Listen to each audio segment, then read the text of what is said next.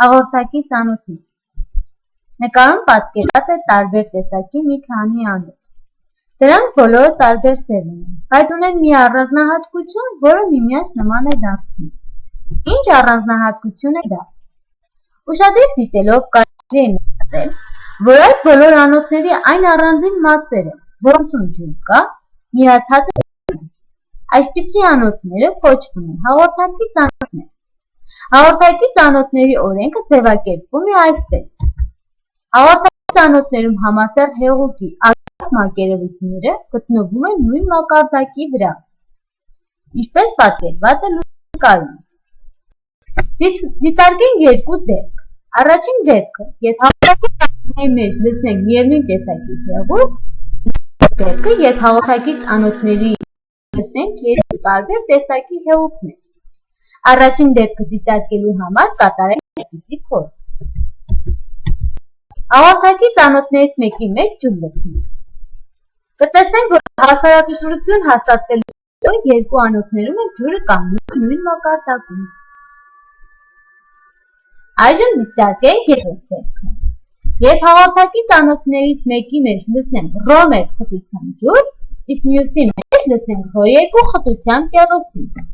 ապա այդ հեղուկների մակարդակները տարբեր կլինեն։ Սակայն, քանի որ այս դեպքում էլ հեղուկները հանգստի վիճակում են, ապա կարելի է պնդել, որ հեղուկների այլ երթախսությունների կողմից առաջացած ճնշումները հավասար են։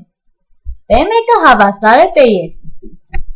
Այս ճնշումներից յուրաքանչյուրը կարելի է արտահայտել հիդրոստատիկ ճնշման բանաձևի միջոցով։ Այսպիսով, P1-ը հավասար է ρ1J H1-ի, P2-ը հավասար է ρ2J H2-ի։ Այս արտահայտությունները հավասարեցնելով ստանում ենք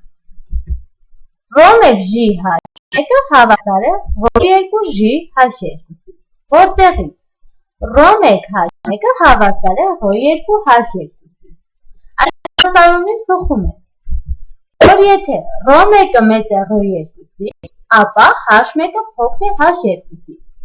Իսկ սա նշանակում է, որ տարբեր խտության հեղուկներ պարունակող հաղորդակի ծանոթներում մեծ խտություն ունեցող հեղուկի սյան բարձրությունը պետք է փոքր լինի փոքր խտություն ունեցող հեղուկի սյան բարձրությունից։ Ապա այս փորձերի ելնելով կարող են կատարել եզրակացություն։